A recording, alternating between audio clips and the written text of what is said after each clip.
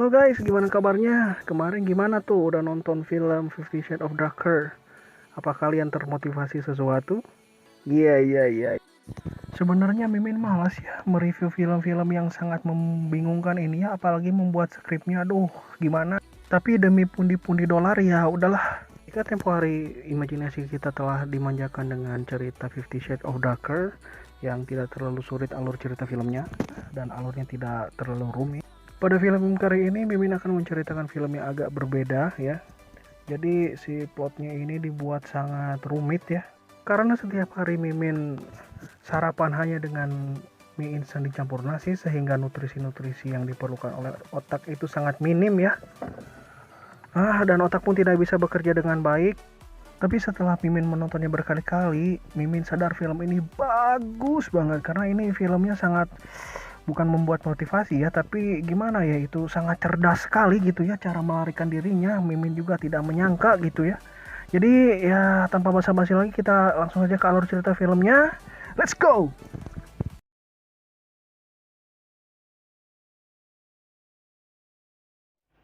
Watak utama kali ini ialah Frank Lee Morris, iaitu pemilik narkoba dan perompak bersenjata. Morris telah menjalankan hukuman akibat melarikan diri dari penjara di bahagian Rusia. Dia dihantar ke Alcatraz pada 20 Januari 1960. Alcatraz ialah penjara paling ketat di Amerika saat itu. Diperpenghuni dengan tahanan yang paling berbahaya. Ketua penjara memberitahu tiada yang dapat keluar dari Alcatraz hidup-hidup.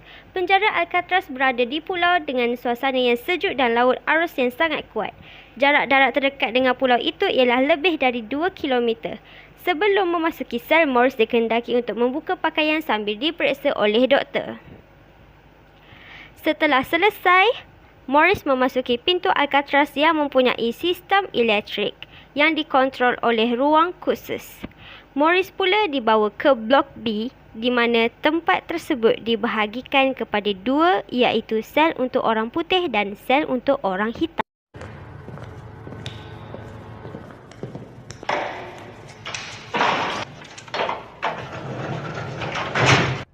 Dimulai dengan pagi hari, para penjaga mengira ahli tahanan sel sebanyak 12 kali dalam sehari.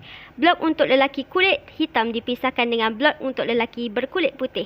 Tentang makanan pula, penjara ini memberikan mereka makanan yang terbaik di antara penjara di dunia. Hal ini dilakukan kerana agar para tahanan dapat melupakan rancangan untuk melarikan diri dan menikmati sisa hidup di penjara Alcatraz. Di kantin tersebut, Morris duduk berhadapan dengan Litmus. Ia kelihatan sangat menikmati santapan sarapan pada pagi itu. Tidak lama seorang tahanan yang bernama Wolf menarik perhatian Morris dengan cara makan pasta yang menurut Mimin sangat jijik. Hal itu membuatkan Morris tidak selera untuk makan. Litmus meminta pastanya, namun Litmus tak keseorangan. Ia bersama tikus kecil yang ikut bersarapan. Lalu Morris dan Litmus pun berkenalan. I'm a litmus. Namun Wolf kembali menarik perhatian Morris. Selesai sahaja sarapan, Morris pun dipanggil oleh ketua penjara.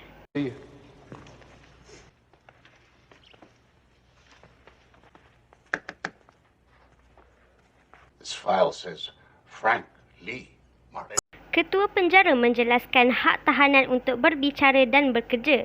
Namun info terbaru dari dunia luar dilarang dalam penjara tersebut. Tahanan hanya boleh dikunjungi 2 kali sebulan. Ia juga menjelaskan sudah banyak tahanan membuat percubaan untuk melarikan diri namun berjaya ditangkap kembali atau dibunuh. No family. Burglary, armed robbery, keep all the rotten eggs in one basket. Been killed or drowned in the bay. Terlihat catatan super IQ dalam kes Morris. Tanpa disedari oleh ketua penjara, satu buah pengepit kuku telah diambil oleh Morris.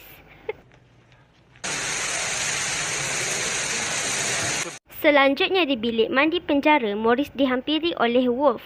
Wolf menawari tawaran kepada Morris untuk menjadi pendampingnya. Hal itu membuat Morris merasa kesal hingga memukuli Wolf dan memasukkan sabun ke dalam mulut Wolf. I just found it.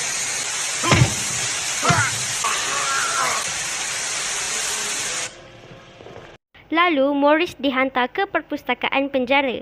Di sana dia berjumpa dengan English, pustakawan senior. English dihukum 99 tahun kerana kes pembunuhan 2 orang berkulit putih. Telah menjalankan sehukuman 10 tahun, English sempat hampir menjadi gila saat dimasukkan ke dalam Blok D. Namun sejak berpindah dari Blok D, English mematahkan rancangan untuk melarikan diri. Frank. English. Lalu, Morris membahagikan buku kepada tahanan. Magazine or book? Thanks. Moved to LA 2 years. The flower. Di tempat bersukan, Morris berjumpa dengan seorang tahanan yang hobi melukis. Doc memperingatkan Morris untuk berhati-hati dengan Wolf. Lalu, Morris menghampiri English. Ternyata English merupakan orang yang sangat dihormati oleh tahanan berkulit hitam. Dia menjelaskan betapa susahnya untuk melarikan diri dari Alcatraz. Setiap jenis besi mempunyai 6 besi kecil yang disatukan tabung besi, belum lagi dengan para sniper di atas menara. Yang aku merasakan tembakannya selalu dilatih. Tiba-tiba, loceng berbunyi, mereka pun kembali ke sel masing-masing.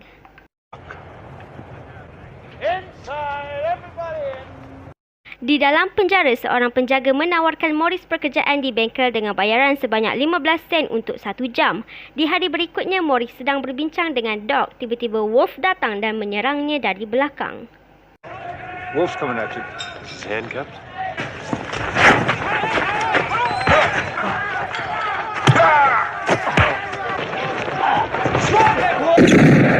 Setelah perkelahian tersebut, mereka berdua dibawa ke sel Blok D. When I get out of here, you're dead. Maybe dead. Tanpa lampu dan kedap suara, konon sel ini boleh membuat orang menjadi gila.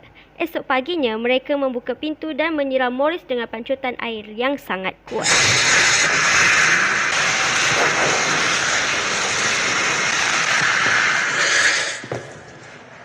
Lalu pintu pun kembali ditutup.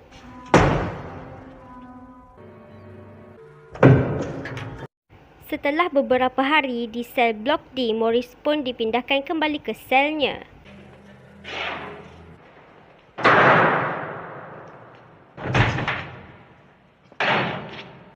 Di dalam sel, Morris mendapat surat dari Litmus yang dihantar oleh tikus kecilnya.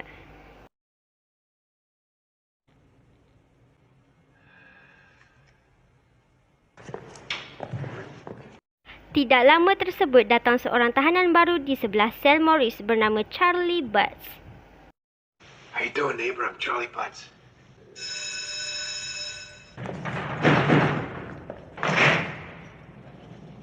Di sana, Charlie berkenalan dengan Litmus dan juga Doc. Very inspiring. Di tempat lain pula, ketua penjara mengelilingi sel lalu memeriksa sel milik Doc. Di dalamnya, ia menemukan sebuah gambaran yang berekspresi sangat licik. Merasa tersinggung dengan gambaran tersebut, dia menyuruh penjaga mencabut hak ke atas Doc untuk melukis. Lalu si penjaga tersebut mengeluarkan perlengkapan pelukis dari sel milik Doc.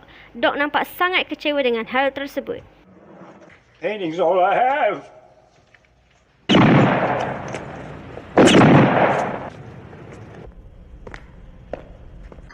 Di ruang bengkel penjara, dia memasukkan sesuatu ke dalam poket pakaian kerja Morris. Lalu ia menghubungi si penjaga untuk meminjam kapak. Tak disangka kapak tersebut digunakan untuk menetak jarinya sendiri.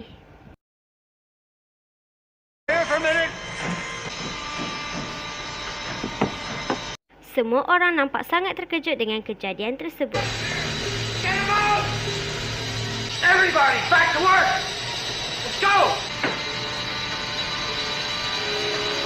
Tak lama kemudian, Morris pun mendekati meja dan mengumpulkan jari-jari yang telah dipotong lalu memberikannya kepada penjaga untuk bahan laporan. Setelah kejadian tersebut, Doc tidak pernah muncul lagi. Di dalam selnya Morris melihat lipas yang masuk dari salur bawah. Saat dia memperhatikan salur bawah, tiba-tiba English muncul. English menjelaskan pada Morris bahawa Doc memotong jarinya kerana hak izin melukisnya dicabut oleh ketua penjara. Somebody took away his painting privileges. Tibalah waktu makan, ketua penjara memanggil Morris. Ia mempertanyakan kejadian yang dialami oleh Doc di ruang bengkel. Setelah mengeluarkan kata-kata yang lucu, Morris meninggalkannya dan ke meja makan. Di sana, dia terjumpa dengan saudara Anlin. Dua bersaudara tersebut dipindahkan ke Alcatraz setelah lari daripada penjara yang berbeza. Mereka berdua tidak pernah merancang untuk tinggal lama di dalam penjara mana-mana pun. Pertemuan dengan mereka membuat Morris bersemangat untuk keluar dari penjara Alcatraz. Morris dan Charlie sedang berbincang di lapangan. Charlie dipindahkan ke Alcatraz setelah mencuri kereta penjaga penjara yang tidak dia sukai. Tidak lama, Charlie dijenguk oleh isterinya. Isterinya meminta Charlie untuk sesekali menelefonnya. Charlie mengatakan bahawa di penjara tidak boleh menelefon keluar. Seketika si penjaga memutuskan koneksi telefon. Hal itu membuat Charlie merasa kesal dan ingin lari dari penjara. Di tempat makan, saat mereka sedang makan bersama, tanpa sengaja Morris membocorkan rancangannya untuk keluar dari penjara Alcatraz tersebut. The cell block's really getting old. I was digging around the grill in the back of the cell. We had the hole while we worked on it. Partially obscure it with a towel or bathrobe or whatever. We'll leave at night. That way they won't know till the morning.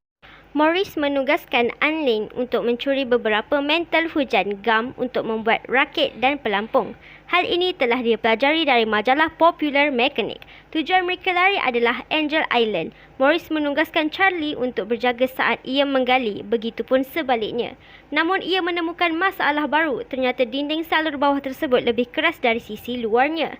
Pengepit kuku yang kecil membuat tangan Morris sakit. Di ruang makan, Morris menceritakan masalah baru tersebut, namun tiba-tiba Morris mendapatkan idea. Dia segera mengotorkan sudu dan meminta sudu baru kepada penjaga. Sementara kawannya John mengalihkan perhatian penjaga lain dengan berpura-pura meminta pekerjaan di bahagian dapur. Pesanan Morris pun telah sampai. Tidak lama kemudian, English pun muncul. Morris bertanya cara menyatukan logam di dalam sel. Namun English seolah meragukan rancangan Morris untuk lari. Seterusnya, Morris meminta shilling kepada Litmus dengan menukar 10 kumbang untuk tikusnya.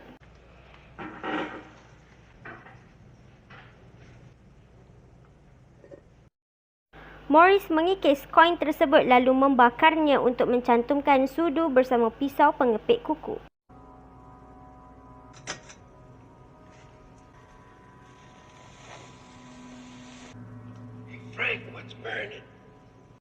Setelah berjaya, Morris bermula mengikis dinding tersebut, tetapi asap dari pembakaran tersebut tercium sampai keluar selnya. Tidak lama penjaga pun datang. Si penjaga tersebut mencium bau asap dari sel Morris. Morris memberitahu bahawa ia tidak mencium bau apa pun. Setelah penjaga tersebut pergi, Morris kembali mengikis. Namun setelah itu Morris menemukan masalah baru, iaitu saluran bawah tersebut mempunyai 4 besi dan dia terpaksa mencari idea lain. Morris harus membuat pahat dari kayu yang dilapis oleh logam di tempat kerja penjara untuk masalah tersebut. Namun mereka akan ditahan untuk diperiksa sebelum kembali. Akhirnya si penjaga tersebut mengambil alat tersebut dari Morris. Kita semua tahu bahawa Morris mempunyai IQ yang sangat tinggi. Dia menggunakan alat tersebut untuk memotong besi saluran bawah.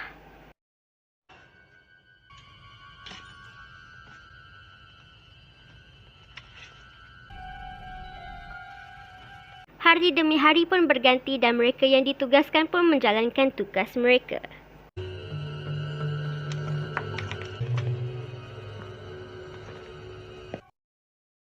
Morris mula membuat patung menggunakan kertas dan gam. Charlie pula memesan alat tulis untuk melukis. To me, You wouldn't know talented to look, Jim. Setelah patung tersebut jadi, mereka pun menyiapkan patung itu dengan rambut yang mereka ambil. Mereka juga mencantumkan rambut-rambut yang sama seperti mereka. Selanjutnya, Morris meletakkan patung tersebut untuk menyamar sebagai dirinya. Lalu dia pun melihat saluran bawah tersebut.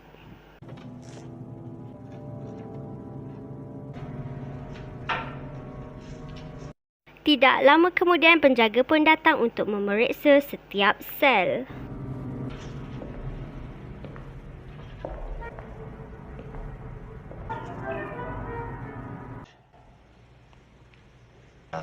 was just starting to dump.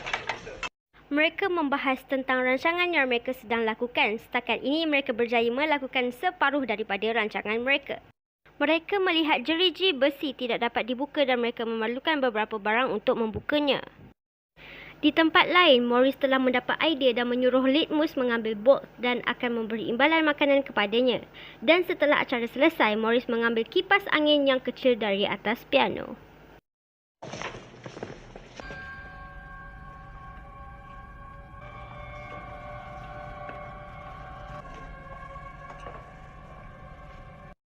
Dia menggunakan motor kipas tersebut sebagai pengikis besi.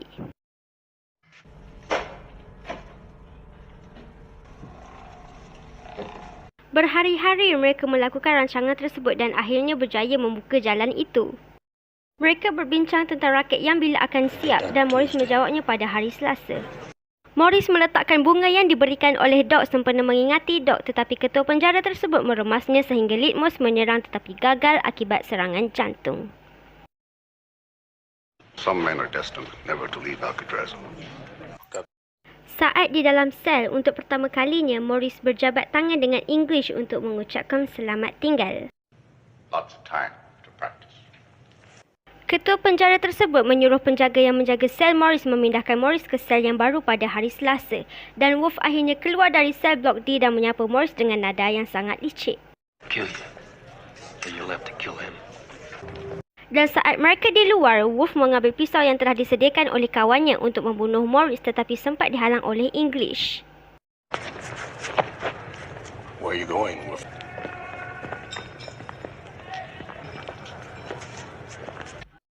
Dan pada malam harinya, mereka pun menyelesaikan rancangan terakhir mereka untuk melarikan diri dari penjara tersebut dengan menggantikan patung, sementara Charlie masih mengumpulkan keberaniannya untuk melarikan diri.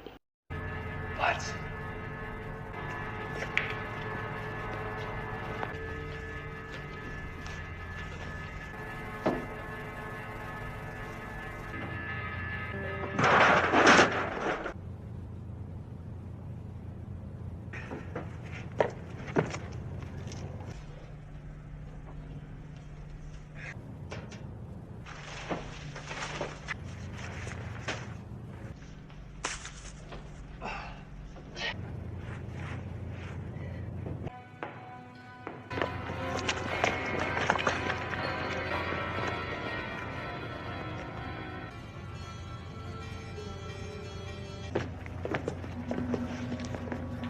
Dan akhirnya mereka menuju ke tempat akhir mereka untuk menuju ke laut. Mereka memotong dawai tersebut dan pada akhirnya semua menuju ke pulau.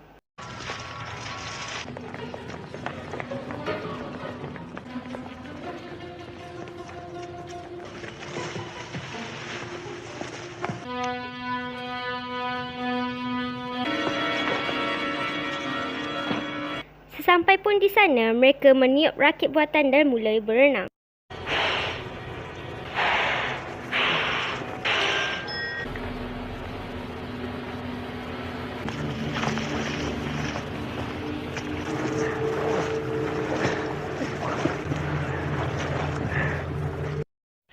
Dan pada keesokan harinya, para penjaga mula mengejutkan Morris dan ternyata itu ialah patung buatan Morris dan mereka membuat pencarian besar-besaran di pulau tersebut. Tapi ketua penjara menemukan bunga yang sama dan yakin bahawa Morris dan yang lain telah mati tenggelam. Mereka menemukan beberapa barang peninggalan daripada Morris dan kawan-kawannya dan ketua penjara tersebut yakin mereka telah pun mati akibat arus laut yang begitu kuat. Dan telah pun tamat kisah mengenai Escape from the Alcatraz.